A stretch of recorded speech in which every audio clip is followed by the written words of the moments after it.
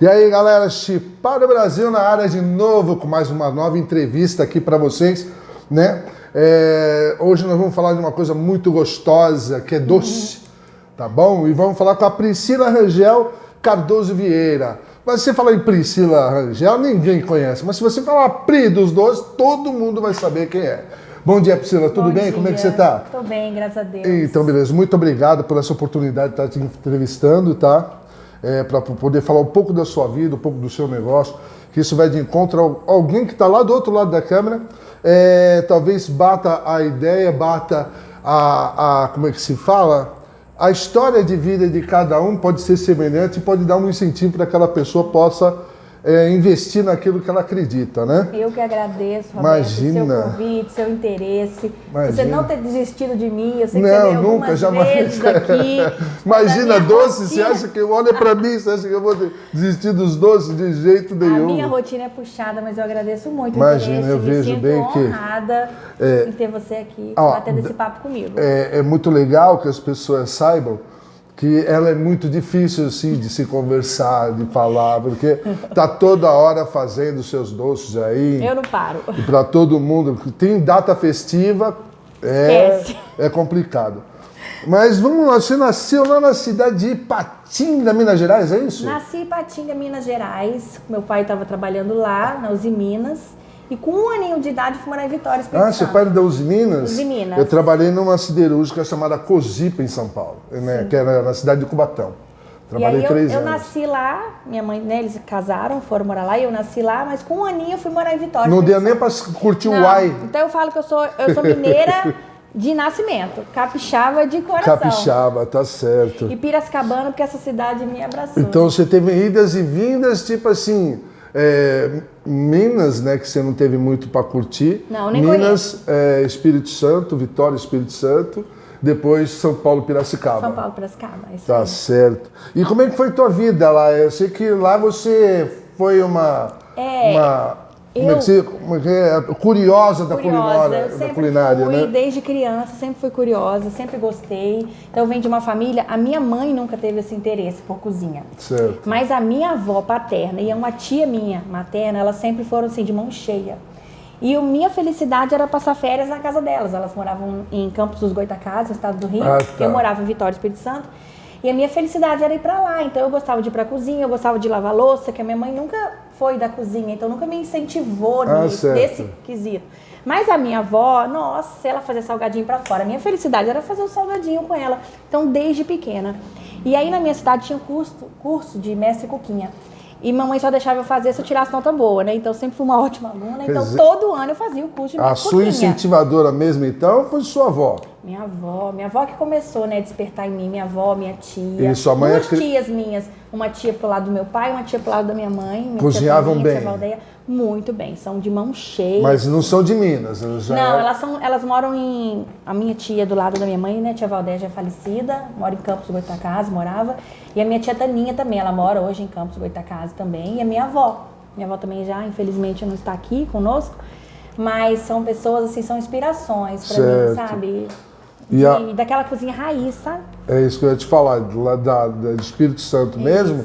E lá tem uns pratos típicos, de né? Vitória, adoro. Faço uma moqueca muito boa. Inclusive no meu Instagram tem as receitas, adoro. Ah, legal, muito Gosto legal. Muito. E a partir daí você tinha que fazer um acordo com a sua mãe para poder fazer o que você gostava. Eu queria fazer o cursinho, mas eu tinha que ter nota boa na escola, né? Meus pais sempre me incentivaram a estudar, né? Eu acho que o estudo é muito importante, sem dúvida. de qualquer área, você tem que estudar, porque o conhecimento ninguém tira de você, né? Verdade. É uma coisa que eu falo muito aqui, as pessoas aprendem muita coisa comigo. Então aprenda, pega essa oportunidade. Com quem for, acho que na vida as pessoas passam pela nossa vida para deixar um conhecimento, né? Então eu sempre fui atrás, desde pequenininha, de aprender. E é bom você partilhar o conhecimento, né? Quanto mais você ensina, mais você aprende. Verdade. Né? Eu penso verdade. Assim. E sempre está aberto também a aprender as coisas novas, né? Sim, eu vivo me reciclando, estudando e aprendendo, olhando as tendências da minha área, da confeitaria, eu gosto muito. E lá chamava-se o que? O curso Mestre Coquinha? Mestre Coquinha, era da Regina. Regina é uma marca de farinha de trigo que tem lá no Espírito Santo. Ah, sim. Né? E aí eles tinham um curso de Mestre Coquinha. Então, tipo assim, cada ano era uma coisa, era lanches, aí era mini hamburguinho, coisa que criança podia fazer. Sim. Aí um ano era sobremesa, cada ano eles tinham um tema. Nossa, e a minha felicidade era para chegar naquele cursinho, entendeu? Fazer as coisas em casa. E isso você fazia todo ano, era na época de férias? Era uma vez por ano, nas férias. Era uma semana, assim. Mas era muito legal. E eu era atrevida, eu chegava em casa, eu queria fazer as coisas. Então minha mãe, quando eu tinha 9 anos, ela chegou em casa, tinha um bolo pronto. 9 anos de idade. Priscila, você ligou o forno. Você falou, ai mãe, eu fiz um bolo. E aí eu comecei a fazer. E eu sempre gostei. Mas aí o bolo solou não? Não, o bolo, graças a Deus. Desde o início já. Bolo é mão, né? Você tem a mão, acerta a mão e vai, né? E já acertei o bolo. E eu sempre gostei. Então eu fazia tudo em casa. Meus pais tinham um quiosque na praia, então eles ficavam na praia, eu fazia o almoço, eu me virava. Minha mãe chegava em casa e estava tudo pronto. E esse quiosque lá, você era um quiosque que... Na praia petiscos ou... Você falou almoço, fazia também almoço? Na praia? Não, almoço eu fazia em casa. Meus pais trabalhavam no quiosque, então lá tinha uma cozinha. Então a gente vendia lá, em Vitória, é muito peruá. Certo. Então eles têm umas bandejas de madeira assim, né? Bem característico. Então é o peruá, e vem banana frita, vem salada. É um prato bem bonito. E fora as porções normais de quiosque de praia. Então eu trabalhava com eles lá, final de semana, adorava. Minha realização era ficar na cozinha, adorava. Meus amigos tudo na praia e eu lá. Eu ficava até 4 horas da tarde, que a hora que baixava o movimento. Aí eu ia curtir. Agora, durante a semana que eu tinha que ir para a escola, as coisas, os meus pais trabalhavam no quiosque, eu fazia o almoço em casa.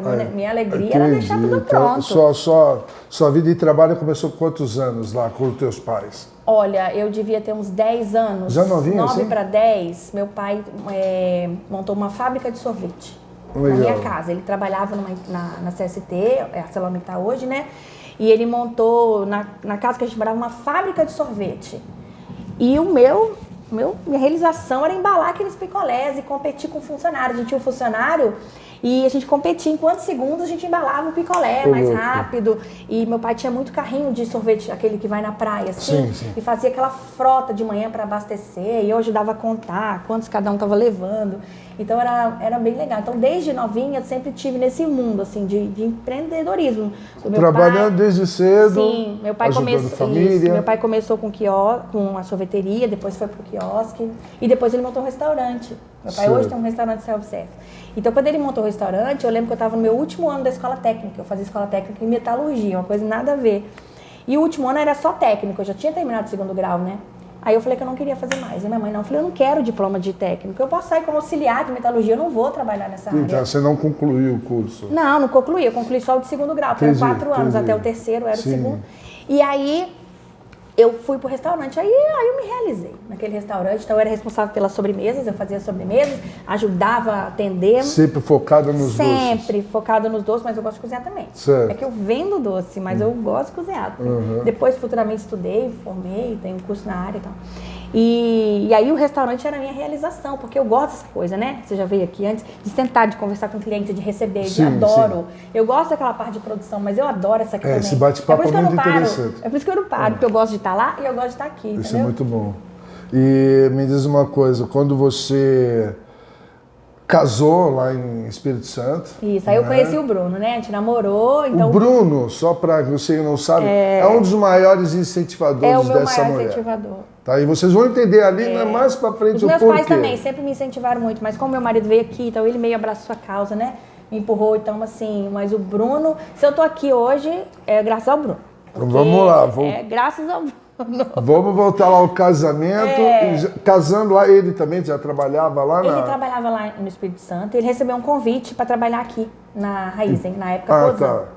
Faltava 2 meses para eu casar, tipo assim, eu tava com o apartamento montado lá em Vitória, minha vida lá, eu trabalhava com os meus pais no restaurante, e a minha vida virou de cabeça para baixo. Aí eu falei, poxa, a gente vai casar, é uma oportunidade para você, eu sou sua esposa, eu tenho que estar do seu lado, então eu não posso falar que não, então vamos.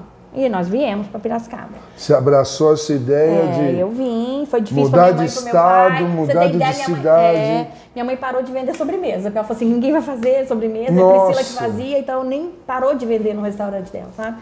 E ela falou que pegou a geladeira de sobremesa e tirou de lá, porque ela não... Parecia que... Ela falou assim, ninguém é substituível, mas nesse caso a Priscila vai ser aqui, eu não quero que ninguém faça, enfim, foi difícil para todo mundo.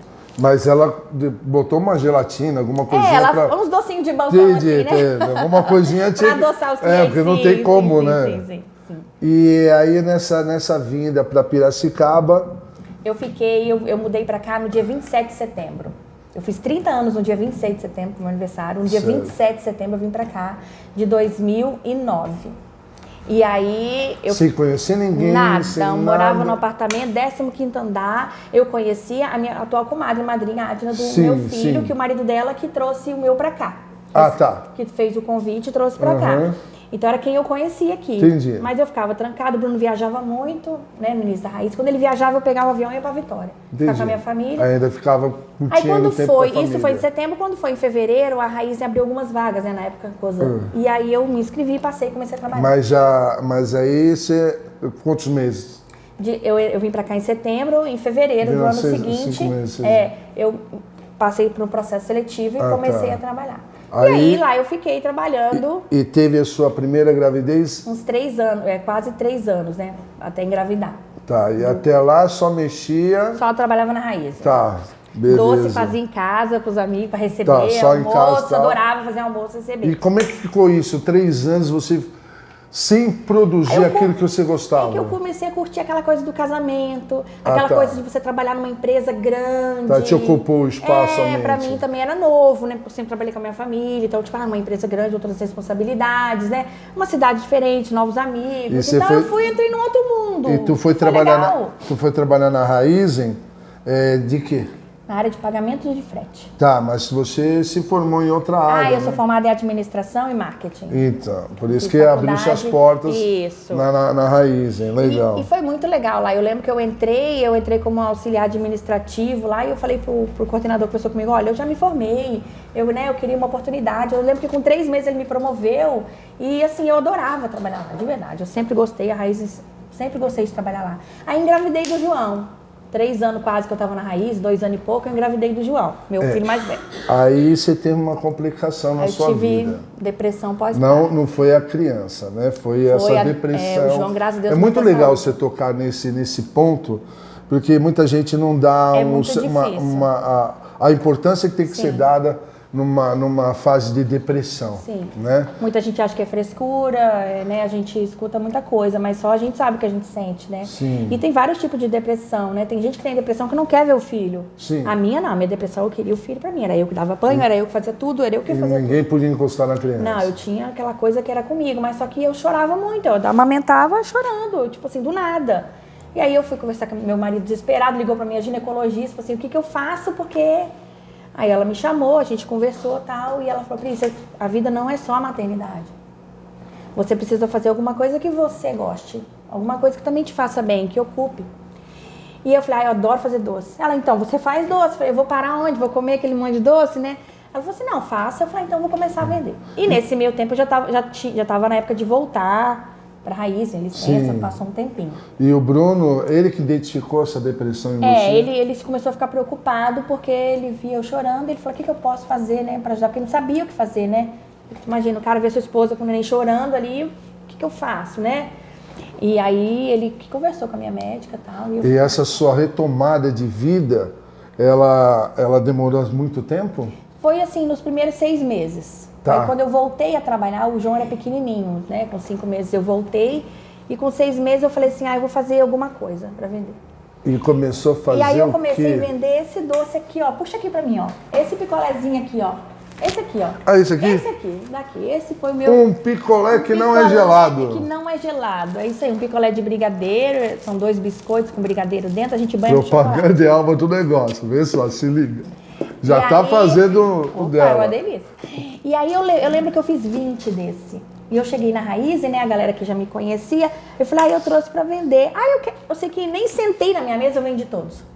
Eu falei, nossa, e aí todo mundo veio e começou a vir. Priscila, o que é aquele negócio que o pessoal tava comendo? Chupando picolé aqui na gelado, né? Eu falei, um doce que eu fiz. Amanhã eu trago mais. Cheguei em casa, fiz 100, foi 2 horas da manhã. Eu vendi uns 100 no outro dia. Opa, ganho dinheiro, ainda me ocupei minha cabeça, né? Um bebê pequeno, o João sempre dormia a noite toda, nunca foi um bebê que me deu problema, então... Aí no outro dia eu saí no meio do almoço da Raiz, comprei o material, eu fiz 150. E eu vendi os 150 no terceiro dia. Aí eu falei, opa, ganhei um dinheiro, fiz o que eu gosto. Aí eu comecei. E já fez a clientela no lugar também, né? E aí eu já comecei a vender doce lá, e tipo assim, não é nenhuma política que você possa, né, vender doce dentro de uma empresa, assim e tal. Mas a galera comprava, o pessoal gostava de mim, levava de boa. E aí eu comecei a vender picolé, eu vendia trufa, eu vendia bolo de pote, eu vendia bombom de morango. Cada dia eu levava uma coisa. E eu lembro que eu comecei a construir a casa. Eu e o Bruno começamos a construir. Até então, esse dinheiro do chocolate era um supérfluo meu. Sim. Mas esse dinheiro começou a fazer a diferença, porque assim, a gente estava construindo, gastando muito, e eu comecei a vender bem. Então, assim, eu vendia mais do que eu ganhava trabalhando lá. E aí, falei, opa, um negócio bacana. Então, assim, o Bruno me ajudava. Então, eu chegava à noite, a gente fazia 300, 400 trufas para poder ter um estoque e vender a cada 2, 3 dias. Então, tipo assim, e aí o negócio foi 3 anos assim, até eu engravidar do Gabriel. O segundo filho. Meu segundo filho.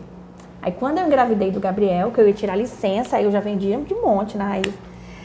O pessoal começou a falar, Priscila, quem vai trazer doce pra gente? Falei, eu vou dar um jeito. Calma, deixa eu ter meu filho. Quando o Gabriel fez 2 meses, eu passei a semana, segunda, terça, quarta e quinta, fazendo os doces em casa e juntando. Tipo assim, os doces que duram. Aí chegava na quinta, eu fazia os que eram mais perecíveis, morango e tal. Eu mandava um e-mail, porque eu já tinha uma lista dos meus clientes lá dentro. Olha, estarei aí na porta da Raiz em 12:30, com esses doces, papapá. O pessoal já respondia, já reservava, já saía com as sacolinhas, tudo com nome. 12:30 eu pegava meu bebê. E praticamente já saía de casa com os produtos quase tudo vendido. Sobrava muito pouco para vender na hora. E aí eu botava meu bebê, ele dormia, geralmente eu amamentava 12:00, botava no carro e ele dormia. Às vezes quando ele acordava, sempre tinha alguém conhecido que pegava ele para mim. Eu abria o porta-mala literalmente na porta lá da Raiz Zona Santa Rosa. Fazia aquela fila, o pessoal pegava e o pessoal, ai, mas o que tem sobrando? Eu vendia tudo, eu ficava meia hora, 40 minutos no máximo e voltava para casa. E assim eu fiquei fazendo toda semana. Basicamente um food truck. No carro normal, tá? No porta-mala, tipo, mas não tinha nada, não tinha adesivo, tinha nada. Mas era um passinho ali no... Aí futuramente eu melhorei, vamos chegar lá. E aí eu comecei a vender e voltar. Aí na época de eu voltar para trabalhar, que acabou minha licença, o meu marido falava assim, amor, vai ser feliz, cara, vai fazer o que você gosta. Ele teve essa visão... Vai fazer... O Bruno nunca deixou ajudar em casa. Tipo assim, ajudar a pagar a conta de luz, isso aqui ele nunca deixou. Porque ele sempre falou assim, vai chegar uma hora que ela vai querer ou ficar com as crianças ou fazer outra coisa, e aí pelo menos na nossa vida aqui eu continuo garantindo, entendeu? Então ele nunca permitiu isso, assim. Então, quando foi na época de eu voltar, que deu 6 meses, né, porque eu tirei a licença, mais as férias, sabe? Ele falou, amor, vai ser feliz, cara, vai fazer o que você quer. Eu falei, Bruno, acho que eu vou pedir demissão. Ele vai, pede. Aí eu fui conversar com a minha coordenadora, se ela podia me dispensar. Ela falou, não sei o que, eu gosto muito de você e tal. Eu falei, então eu vou pedir demissão. Ela não faz isso. Eu falei, acabei de fazer. Então isso já estava dentro de você, já estava ali já, borbulhando. Já estava dentro de mim. E aí na semana que eu pedi demissão, surgiu a oportunidade de eu fazer um curso de gastronomia. E aí o meu marido falou assim, você vai fazer, eu vou pagar. Eu falei, nossa, mas eu acabei de pedir demissão. Foi emprego, né? Tipo. Aí ele falou assim, não, mas você tem os doces, mas o curso eu vou te dar de presente. Eu vou pagar o seu curso de gastronomia. Eu fiz. Então eu tenho diploma de cozinheira, de alta cozinha. Eu fiz 2 anos desse curso, durante 2 anos. Bruno, o incentivador, o patrocinador. E aí, nesse meio tempo eu fazia o curso e eu vendia doce. Eu continuei indo na Raizen, vender o doce.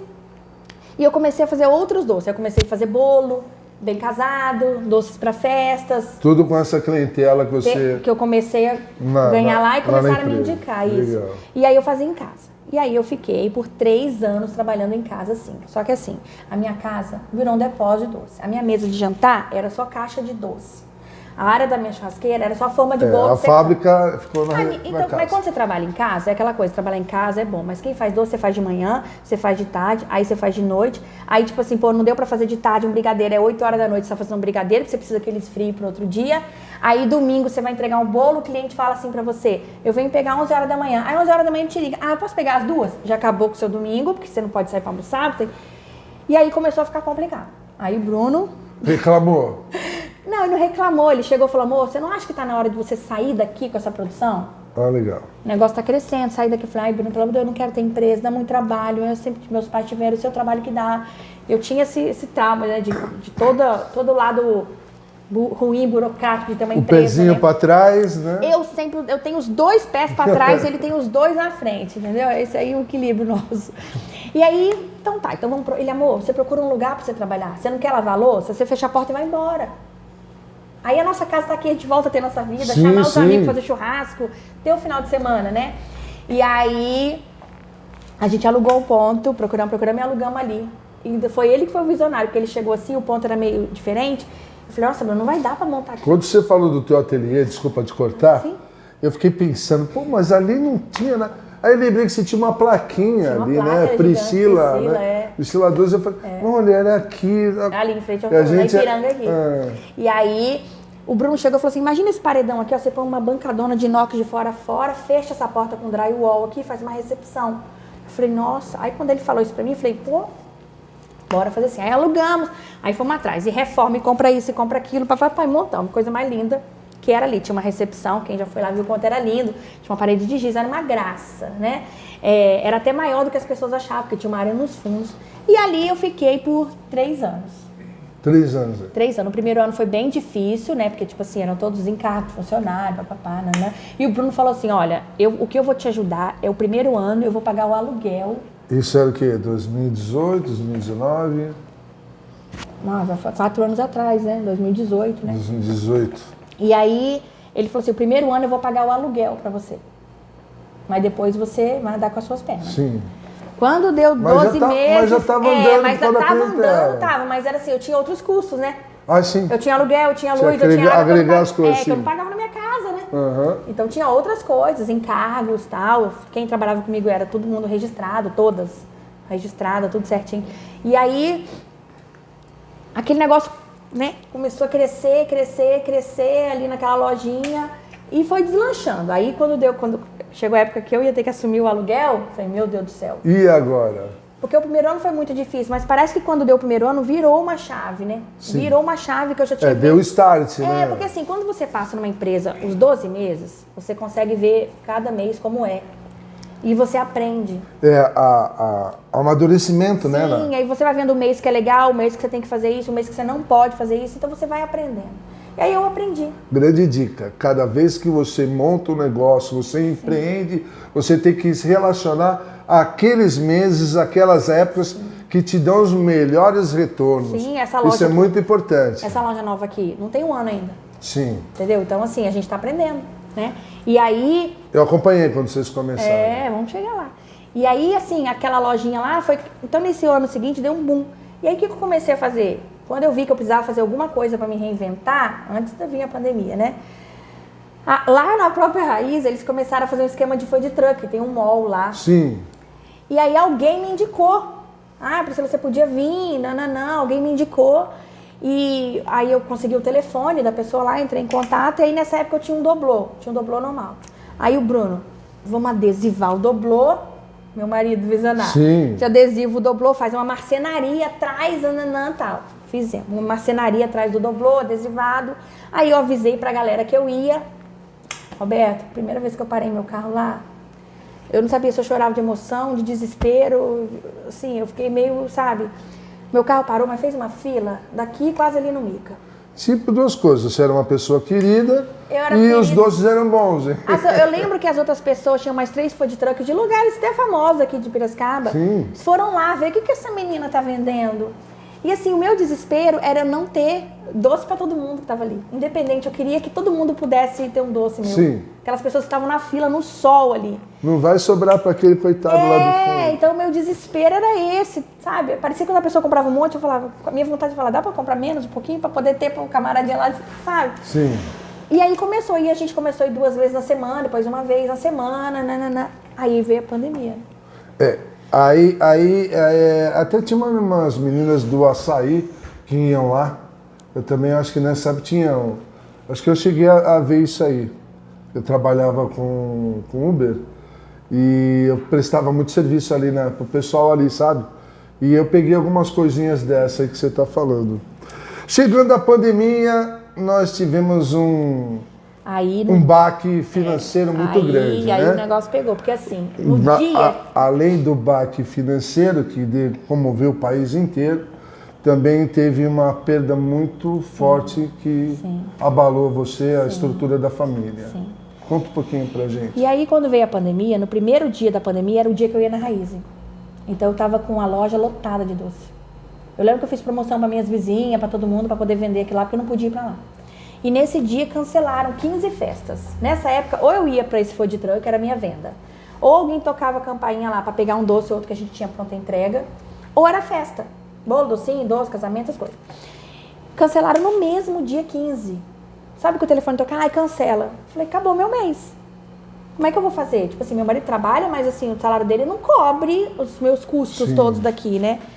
E aí, fica todo mundo 15 dias em casa, né? Aquela coisa que ninguém saía pra nada, passou, papapá. Aí veio a Páscoa. Eu falei, vou trabalhar na Páscoa. Eu não sei como vai ser, mas eu vou trabalhar, porque eu tava com uma compra enorme de chocolate na minha loja, um boleto pra pagar. Eu tinha feito uma outra encomenda que eu consegui cancelar a tempo, mas que depois eu pedi de volta, porque... Sim. Então a Páscoa foi a minha melhor venda até então, naquela Páscoa. Então eu peguei, abri a loja, trabalhei 10 dias, fiz a Páscoa, fechei a loja. Isso com a sua clientela lá da Raiz? Da Raiz, o Instagram, vizinhos, tá, já tava na loja, já tava andando. Legal. E aí já tinha aumentado, graças Sim. a Deus. Aí fechei a loja. Aí veio Dia das Mães, ninguém via mãe, ninguém via avó, né? Aquela coisa. Sim. A gente fez uma lembrança, eu lembro que a gente fez um serviço de entrega e eu vendi tudo que eu tinha e que eu não tinha. E você teve a ideia para fazer essas coisas numa época que ninguém tinha nada? Eu sempre fazia alguma coisa, mas eu tive que fazer alguma coisa diferente, né? Tipo assim, pensar em... Aí eu comecei a divulgar. Mande para sua avó que você não vai poder ver um abraço, mande não sei o quê. Então as pessoas começaram a comprar. Aí eu sei que tudo que eu vendia... Criatividade. Eu sempre tive muita. A minha psicóloga fala a mim que eu sou muito criativa. Criatividade, isso é muito importante no negócio. E aí, eu lembro que tudo que eu vendia naquela Páscoa, eu falei, beleza, esse dinheiro eu vou conseguir pegar e vou pagar os custos, não precisa sobrar R$1 para mim. Mas a minha felicidade era botar a cabeça no travesseiro e estar com os meus compromissos da minha loja em dia. Certo. Eu sempre tive essa preocupação. No Dia das Mães, a mesma coisa. E aí veio o Dia dos Namorados, não tinha um restaurante aberto. Aí eu fiz a sobremesa do Dia dos Namorados. Aí eu vendi até a minha. Porque alguém chegou lá desesperado, queria, eu vendi até a minha. Não tinha, mas como vamos fazer? Aí chegou julho, eu peguei uma empresa grande para fazer uma lembrança também. Aí chegou agosto, primeiro ano da pandemia. Chegou agosto, falei, agora? Dia dos Pais não é uma data que a gente venda muito. Não é, nunca foi. É a minha data comemorativa que eu vendo menos. E aí eu falei, agora eu vou botar delivery. Até então não tinha delivery. Delivery, moto, não tinha. Sim. Aí eu fui atrás de uma empresa, coloquei delivery, comecei a fazer presente. Então o que as pessoas começaram a ver em mim? Pri, amiga minha tá com Covid, manda um docinho pra ela ficar feliz? Mando. Aí a gente fazia, botava um bilhetinho, aí começava a divulgar, uma coisa começou a puxar a outra, começamos a fazer cesta e começamos a ter um outro nicho. E aí eu parti de uma funcionária para 4. Foi Legal. O tempo que eu fui aumentando. Na época de crise. Olha só. Na época de crise. Na época de crise. Quando começou a pandemia, eu tinha uma funcionária que eu tive que dispensar ela, que estava na experiência. Fiquei Sim. só com uma. E aí o negócio foi crescendo, depois chamei ela de volta, aí eu precisei de mais uma para me ajudar nesse atendimento, depois precisei de outra. Eu sei que foi passando, aí durante a pandemia toda, até eu vim para cá, quando eu saí de lá eu tinha 4. E foi chegando a época de vencer o meu contrato do aluguel. E eu, mesmo na pandemia eu fui crescendo e meus clientes começaram a falar pra mim assim, Pri, você tinha que ter um lugar pra gente tomar um café, pra gente comer as suas coisas. Ah, as tortinhas daqui são tão gostosas, eu queria comer lá. E aí eu falei pro Bruno de novo, eu falei, Bruno, o que você acha da gente ir ali agora? Aí ele começou a me ajudar a olhar imóveis. Aí a gente começou a olhar um monte de imóveis e eu em nenhum momento procurei nada como é hoje, tipo essa porta de ferro. Eu sempre procurava uma casa diferente porque os meus filhos ficam comigo de manhã. Eu trago eles para cá. Uma outra ideia que você tinha. É mãe empreendedora, você tem que pensar nos seus filhos, né? Então eu tinha que ter, então na minha cabeça tinha que ser uma casa para poder ter um quarto, porque hoje em dia aqui eu tenho uma estrutura para eles, eu tenho sofá-cama, televisão, para eles poderem ficar, né, confortáveis. E aí a gente achou um imóvel, né, que eu gostei, que não é esse e tal. Aí veio a Páscoa do ano passado, que assim, eu nunca trabalhei tanto na minha vida até então. Desesperador, assim, a Páscoa. Eu lembro que meu irmão pegou Covid na época da Páscoa, ficou internado. E aí na quinta-feira, véspera de Páscoa, né, da sexta-feira santa, eu recebi uma ligação da minha irmã, desesperada, que o hospital tinha ligado que era para alguém aparecer lá com um documento. E aí eu perguntei a ela, no momento a gente consegue raciocinar, eu perguntei a ela o que isso significava. E ela falou para mim assim, eu não quero te responder. Mas a mamãe e o papai não vão aguentar, você tem que vir. Aí eu liguei pro Bruno, ele tava de home office, e aí eu falei, Bruno, corre aqui pra loja que eu preciso de você. Larga tudo e vem, porque minha irmã falou isso eu preciso de você aqui perto de mim. E a loja era pandemia, tinha fila na porta para pegar ovo de Páscoa. E eu lembro que eu cheguei e falei isso com ele, eu dei meu celular, ele tava numa mesa que tinha na cozinha, eu falei assim, fica com meu celular aqui, qualquer coisa você me chama. E eu, em transe, assim, tentando trabalhar e tentando, tipo, esperando uma ligação. Sim. Aí eu lembro que a minha funcionária do atendimento falou pra mim assim, eu preciso de uma nota de 20. Nunca esqueço essa cena, assim, sabe, que marcou. Aí quando eu tava indo no escritório pra pegar uma nota de 20 na minha bolsa, o Bruno veio e falou assim, amor, agora a notícia veio. E ele veio pra me dar um abraço, eu falei, me larga. Aí eu peguei, dei a nota de 20, falei com ela assim, tinha até uma cliente, né, ela até minha cliente até hoje. Falei, meu irmão acabou de falecer. E aí cuida da minha loja. E aí eu saí, meu marido me abraçou, ele falou assim, amor, seu pai tá ligando, a gente precisa falar com seu pai e tal. Eu sei que eu liguei pro meu pai, fui eu que dei a notícia pro meu pai. Foi muito difícil, assim, você tá em outro estado e você não poder... É complicado, muito, você tá longe de todo mundo, complicado. A família é longe, e dar essa assessoria é muito complicado. E você tem que depender de avião, cara, e não ter avião pra você ir, e você no outro dia, enfim, a gente foi... E as minhas funcionárias, eu dei a chave do meu carro e falei assim, eu só tenho um pedido, vocês não precisam... O WhatsApp tinha umas 50 mensagens de gente querendo pronta entrega, que eu falei assim, não vamos atender até acabar as encomendas. Foi 1h pouca da tarde que a gente acabou as encomendas, foi que logo depois eu recebi a ligação. Certo. E eu lembro que eu postei no Instagram assim, não teremos pronta entrega, não teremos mais nada, só quem encomendou vem buscar. Alguma coisa assim, eu escrevi. E eu falei pra elas, eu só quero que vocês entreguem, porque a Páscoa é a data que eu sempre mais gostei de trabalhar. E foi o que eu recebi a notícia mais triste da minha vida. Então eu falei pra elas assim, vocês entreguem tudo. Eu só quero que vocês entreguem com o maior amor que a gente fez. Toma a chave do meu carro, a chave da minha loja. Cuidem como se fosse de vocês, eu tô indo embora, não sei que dia eu volto. E assim foi. E aí eu lembro que os próprios clientes me ajudaram a elas, foi, né? E aí eu fiquei com a minha família, né? A gente passou por esse perrengue. E quando eu voltei, eu não queria trabalhar.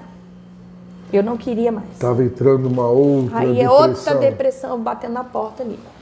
E aí eu não queria mais trabalhar, tanto que eu cheguei na loja e falei para as meninas assim, olha, vocês só pegam encomenda daquilo que vocês sabem fazer. Certo. Qualquer coisa que eu tenha que fazer, vocês não pegam encomenda. Pode falar qualquer coisa, cliente, mas eu não vou vir fazer. E como é que você fala isso, né? Você como líder, né, para sua equipe, Sim. né? Mas eu não conseguia falar outra coisa que não fosse isso naquele momento. Era que tinha que acompanhar. Beleza. Vai? Eu? A gente tinha